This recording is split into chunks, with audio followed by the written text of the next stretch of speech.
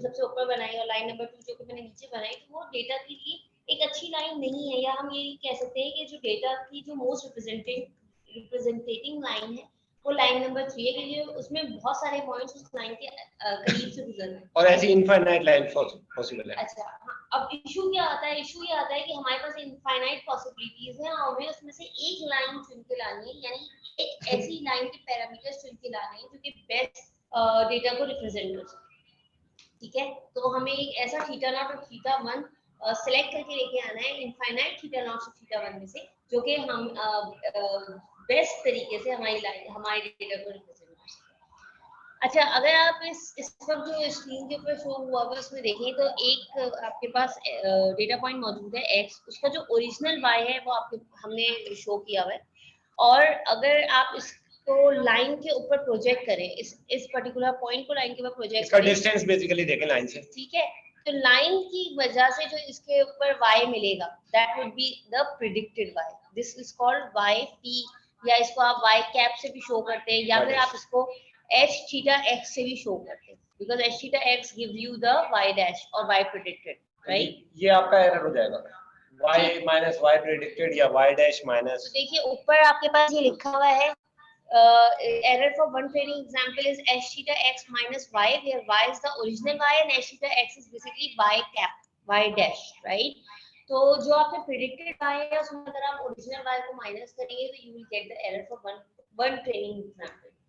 अच्छा, अगर आपके पास आई ट्रेनिंग एग्जांपल्स है या जे ट्रेनिंग एग्जांपल्स है, राइट, तो आप क्या करेंगे, आप तमाम एरर्स को फॉर ऑल ट्रेनिंग एग्जांपल्स आप उनको सम करेंगे, और सम करने के बाद अच्छा, अब यहाँ पे 2-3 पॉसिबिलिटीज हो सकती हैं, आप चाहे तो आप अपने एरर, यहाँ पे आपके पास एम ट्रेनिंग एग्जांपल्स है, एम ट्रेनिंग एग्जांपल्स है, इसलिए आपने एम से डिवाइड किया है ताकि आपके पास मीन एरर आ जाए, राइट, लेकिन यहाँ पे कोई आपने स्क्वायरिंग नहीं की है या कोई एब्सोल्यूट नहीं लिया है, आप चाहें तो स्क्वायरिंग कर सकते हैं, अगर आप स्क्वायर कर देंगे तो सम ऑफ स्क्वायर एरर हो जाएगा,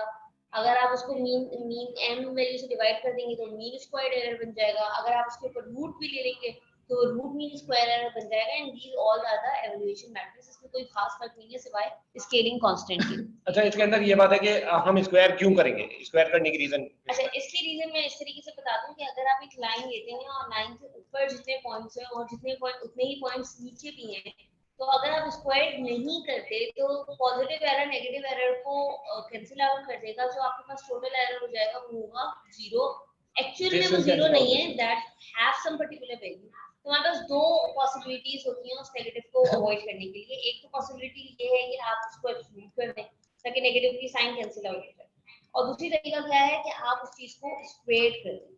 ठीक है, एब्सोल्यूट एरर भी लिया जा सकता है और स्क्वायर्ड एरर लिया जा सकता है, बट यूजुअली हम स्क्वायर्ड एरर लेते हैं, और अगर आप उस यूजुअली हम स्क्वायर एरर फॉर स्टार्टिंग लेते हैं और फिर बाद में जब हम रोबस्ट रिग्रेशन समझाएंगे तो उसको एब्सोल्यूट मिलेगा, एब्सोल्यूट को भी डिस्कस कर लेंगे, डिस्कस एब्सोल्यूट से क्या प्रॉब्लम्स आ सकती हैं या एब्सोल्यूट के क्या फायदे हैं, वो हम इंशाल्लाह ताला अपने नेक्स्ट वीडियो लेक्चर में डिस्कस करेंगे। इस वक्त हम ये मान लेते हैं कि हमने जो नेगेटिव का इफेक्ट खत्म करने के लिए इस वक्त स्क्वायरिंग कर दी, और स्क्वायरिंग करने के बाद चूंकि हम ये चाहते हैं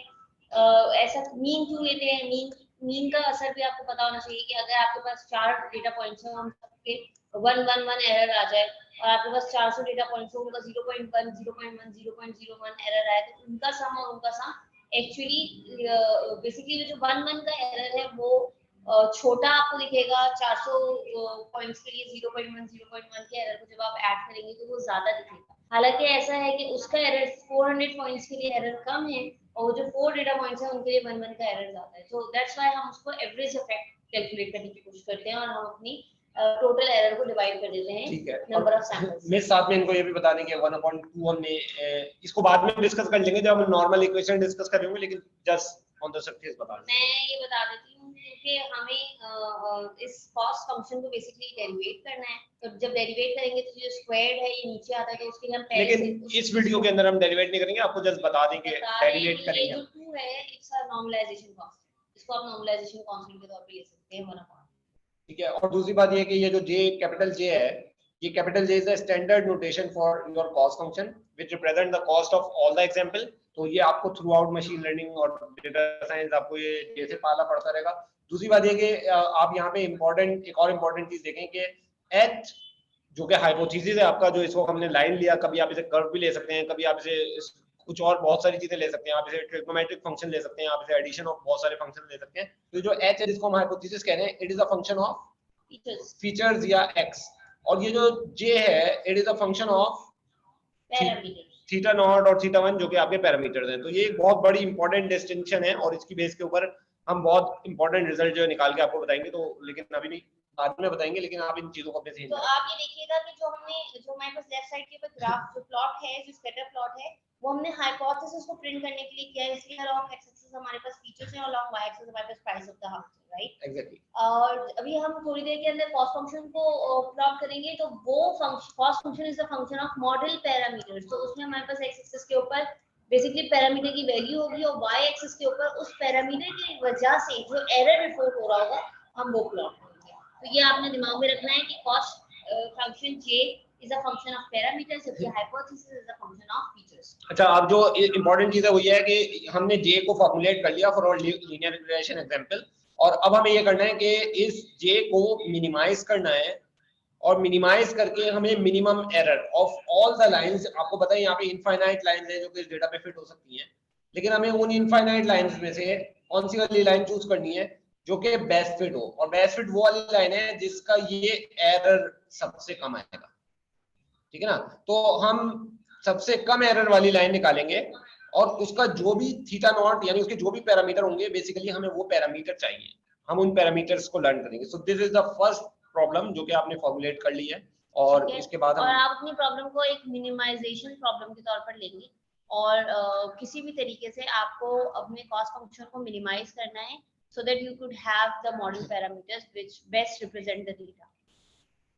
अच्छा, तो बड़ा आसान था। इस स्लाइड के अंदर हमने क्लियरली लिख दिया है हाइपोथेसिस है हमारा theta naught plus theta one x, model parameters है theta naught theta one, cost function हम पिछली स्लाइड में डिस्कस कर चुके हैं और गोल क्या है कि हम मिनिमाइज करना चाहते हैं। अच्छा, अब एक चीज ये दिमाग में रखिएगा, देखिए अगर आपके पास दो मॉडल पैरामीटर्स हैं, तो हमने ये बात की थी अगर मेरे पास एक मॉडल पैरामीटर है और तो ऑन एक्स एक्सिस मैं उस मॉडल पैरामीटर को रखूंगी, ऑन वाई एक्सिस उस पैरामीटर की वजह से जो कॉस्ट बनती है उसको रखूंगी, राइट? लेकिन अभी इस फंक्शन के अंदर दो मॉडल पैरामीटर्स है, व्हिच इज थीटा नॉट और थीटा वन। तो अब मेरा ग्राफ 2D नहीं बनेगा, मेरा ग्राफ बनेगा 3D, because on x axis I would have theta naught, on y axis या z axis I would have theta one, on the जो रिमेनिंग एक्सिस जो थर्ड एक्सिस बचा है उसके ऊपर मैं कॉस्ट ले लूंगी, ठीक है। तो अपनी प्रॉब्लम को सिंपलीफाई करने के लिए हमने इस वक्त ये कहा है कि हमारे पास जो थीटा नॉट की वैल्यू है वो एग्जैक्टली 0 है। इसका मतलब है जो भी लाइन में डेटा के ऊपर से गुजारूंगी या रिप्रेजेंट करूंगी वो लाइन ओरिजिन से होकर गुजरेगी, उसका कोई वाई इंटरसेप्ट नहीं होगा या वाई इंटरसेप्ट इक्वल टू 0 होगा। तो अब मेरी प्रॉब्लम थोड़ी सी सिंपलीफाई हो गई, जहां मैं जे कॉस्ट फंक्शन के अंदर दो मॉडल पैरामीटर्स लर्न करने की कोशिश कर रही थी, अब उसमें से मैंने थीटा नॉट की वैल्यू को फिक्स कर दिया व्हिच इज 0, और थीटा वन की वैल्यू के लिए मैं अब मिनिमाइज करूंगी अपने कॉस्ट फंक्शन को और बेस्ट थीटा वन निकाल के लाऊंगी, ठीक है। अब लेट्स से ये तो हमें चुन के लेके आना है, हम अगले लेक्चर के अंदर डिस्कस करेंगे कि कैसे आपने निकाल के लेके आना है, क्योंकि हमारे पास इनफाइनाइट पॉसिबल लाइंस है। अगर मैं ओरिजिन से भी गुजारने वाली लाइंस की बात करूं तो तब भी मेरे पास इनफाइनाइट पॉसिबल लाइंस है। इस वक्त जो मैंने डेटा सेट प्लॉट किया हुआ है वो है 1 1 2 2 और 3 3, और उसके 3 पॉइंट्स जो हैं वो आपको ये क्रॉस करके दिख रहे होंगे। देखिए, एक ये रहा, ये 1 1 है, ये 2 2 है और ये 3 3 है, राइट? अच्छा, अगर लेट्स से आप कहते हैं कि मेरे पास क्योंकि 1 1 2 2 3 3 है तो हमें दिखते के साथ ही लग रहा है कि एक ऐसी लाइन गुजरनी चाहिए जिसका स्लोप 0.5 हो और जिसका स्लोप 1 हो, और अगर आप 1 स्लोप की एक लाइन गुजार दें तो वो बड़े इजीली जो है वो इन डेटा पॉइंट्स को रिप्रेजेंट कर देगा और एरर वुड बी 0। तो लेट्स वेरीफाई। हमने अपने फॉर्मूले के अंदर थीटा 1 की वैल्यू को रख दिया है 1, थीटा नॉट को तो हम कर ही चुके थे 0। तो जो हाइपोथेसिस तो मैं यहाँ पे इंडिकेट कर दूं, हमने जब इस फॉर्मूले को, ये जो आपका ये वाला फॉर्मूला है, इसको जब हम खोलेंगे तो 1/2m जो है आपका 3 है, तो ये आप देख सकते हैं यहाँ पे हमने 3 लिख दिया बिकॉज़ 3 ट्रेनिंग सैंपल। उसके बाद पहली एग्जांपल के लिए h थीटा xi जो है वो आपका क्या है, क्योंकि थीटा 1 आपका 1 है, ठीक है ना, और h थीटा x जो है वो आपका थीटा 1 x है, तो 1 into x, तो आप देखेंगे कि 1 यहाँ पे ये 1 लिखा हुआ है, और उसके साथ x जो है पहली एग्जांपल के लिए 1 है, यहाँ पे ये 1 लिखा है यानी थीटा 1, और दूसरी एग्जांपल के लिए x जो है वो 2 है, यहाँ पे 1 लिखा है, और तीसरी एग्जांपल के लिए x 3 है, ठीक है ना जनाब। और जो y है ओरिजिनल y वो पहली एग्जांपल के लिए 1 है, दूसरी एग्जांपल के लिए 2 है, तीसरी एग्जांपल के लिए 3 है। ठीक है, बाकी ये आप तो जब आप इन वैल्यूज को सब्स्टिट्यूट करेंगे तो हमें क्लियरली दिख रहा है कि जो लाइन हमने बनाई है जिसका स्लोप 1 है वो लाइन एग्जैक्टली डेटा पॉइंट से ऊपर से गुजर रही है, तो हमारे पास जो एरर आएगा वो टोटल एरर जो है वो 0 होगा। ठीक है, तो हम आप अपने दिमाग में रखिए कि जब आपने थीटा 1 की वैल्यू 1 रखी तो आपके पास जो कॉस्ट बनी थीटा 1 की वैल्यू जब 1 रखी तो जो आपके पास कॉस्ट बनी वो कॉस्ट है 0। ठीक है, और वो हमने प्लॉट कर दिया। ये जो x हमने प्लॉटिंग की है ये अभी हम बनाने जा रहे हैं कॉस्ट फंक्शन को अपने प्लॉटिंग करने जा रहे हैं। ठीक है, लेट्स सपोज कि हम इसके ऊपर एक दूसरी लाइन फिट करने की कोशिश करें जिसकी जो स्लोप है वो 0.5 है, जिसकी जो स्लोप है वो 0.5 है, तो उस सूरत में क्या होगा? ये वैल्यूज आपके सामने रखी हुई हैं, आप देखें। ठीक है, अब आप इसको भी सब्स्टिट्यूट कर लीजिएगा और जब आप अब आप यहाँ पे देख सकते हैं कि यहाँ पे अब हम थीटा 1 की जगह जगह पे 0.5 सब्स्टिट्यूट करते जा रहे हैं। ठीक है, बाकी थीटा हो गया, कंप्यूट किया तो आपके पास जो एरर आया वो आया 0.58। आप अपने प्लॉट में गए और आपने 0.5 थीटा के ऊपर 0.58 को प्लॉट कर लिया, एक कॉस्ट लगा लिया। ठीक है, नेक्स्ट के अंदर हमने थीटा 1 की वैल्यू को ले लिया 0, तो थीटा 1 की वैल्यू जो 0 होगी वो ये ऐसे करके प्रिंट 0 का होगी। मतलब है कि वैसे ही थीटा नॉट था ही 0, तो ओरिजिन से गुजर रही थी, थीटा 1 भी 0 हो गया तो लाइन आपकी एक्स एक्सिस अब थीटा 1 जहां पे सब्स्टिट्यूट करना था वहां पे हमने 0 रख दिया और नतीजे में हमारे पास जो एरर आ गया वो 2.33 आ गया और 2.33 को हमने 0 के ऊपर प्लॉट कर दिया तो हमारे पास ये आ गया। ठीक है, सिमिलरली हमने डिफरेंट थीटा लिए, इन सारे थीटा ले लिए 2 2.5 3 बिकॉज़ हम चाहते थे कि हम अपने कॉस्ट फंक्शन को सही से कैलकुलेट करें। तो जैसे हम मैट्रिक मैथ्स के अंदर डिफरेंट वैल्यूज x की रखते जाते थे और y की निकालते जाते थे, सिमिलरली हम यहाँ पे डिफरेंट वैल्यूज ऑफ थीटा हमने रखी हैं और उसके रिस्पेक्ट से हमने उनकी कॉस्ट निकाली है और फाइनली हमने उन तमाम वैल्यूज को प्लॉट कर दिया। तो जब आप इन वैल्यूज को प्लॉट करेंगे अपने हाथ से तो आप देखेंगे कि आपके पास एक पैराबोला टाइप शेप बन रहा है। ठीक है, और आप अगर जरा सा गौर करें अपने रूबी स्क्वायर जो आप अपने कॉस्ट फंक्शन के ऊपर गौर करें तो वो एक स्क्वायर फंक्शन था। तो स्क्वायर फंक्शन यहाँ पे आपको दिख रहा होगा, ये स्क्वायर फंक्शन आपको दिख रहा होगा,